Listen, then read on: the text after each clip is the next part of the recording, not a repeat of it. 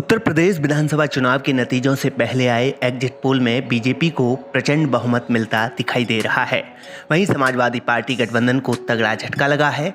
लगभग सभी exit poll में बीजेपी की जीत और सपा की हार का दावा किया गया है।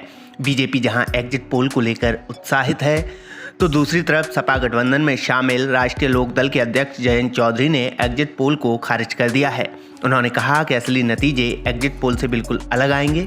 सुनिए जयंत चौधरी ने क्या कहा। आपका इस पूरे एग्जिट पोल पर क्या कहना है? देखिए, चुनाव तो हो गए, ईवीएम में लोगों ने जो मतदान करना था कर दिया। बिल्कुल, आपका क्या कहना? जो प्रयास हम लोग कर सकते थे, जो मुद्दे जनता के बीच हम ले जा सकते थे, वो हमने किया है। जनता ने भी अपना मत दिया है। वही चीज़ें बक्से में कैद हैं।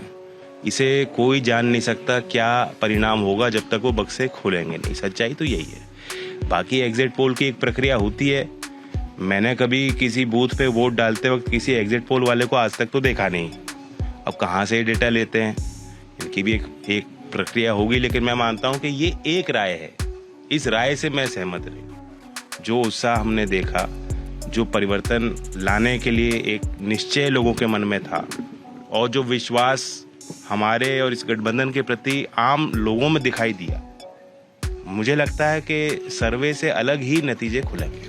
तो आपको क्या उम्मीद है कि 10 तारीख को क्या परिणाम आएंगे? कैसी तस्वीर होगी? नहीं, सरकार बनेगी गठबंधन की, इसमें कोई शक नहीं है। ये सब जो है एक दबाव, मानसिक दबाव बनाने के लिए है उन लोगों पर जो परिवर्तन चाहते हैं। उनके मनोबल को गिराने के लिए एक तरीका है, एक रास्ता है जो उन्होंने अपनाया है। और सच्चाई ये भी है कि जब आप कोई किसी की राय लेते हो, वो भी वातावरण देखता है।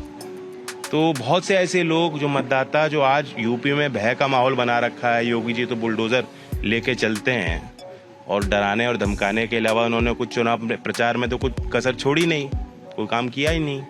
तो ऐसे परिस्थिति में बहुत से मतदाता ऐसे होते हैं जो वोट उन्होंने हमें दिए, लेकिन जब कोई पूछेगा उनसे किसे वोट दी, तो हो सकता है वो कह रहे हो कि भाजपा को वोट दी। इसलिए ये जो आंकड़े भी हैं, ये भी उससे इम्पैक्ट हो जाता है। एक एरर आ जाता है इसमें सर्वेक्षण में। बता दें कि यूपी की 403 विधानसभा सीटों पर 7 चरणों में मतदान संपन्न हो चुका है। अब 10 मार्च को नतीजे घोषित होंगे, जिस पर सभी की निगाहें हैं। हालांकि इससे पहले सोमवार को हुए एग्जिट पोल से कुछ तस्वीर साफ जरूर हुई है। देश के सभी एग्जिट पोल के नतीजों में यूपी में एक बार फिर से बीजेपी की सरकार बनने की बात कही गई है। योगी आदित्यनाथ के दोबारा से मुख्यमंत्री बनने का अनुमान जताया गया है।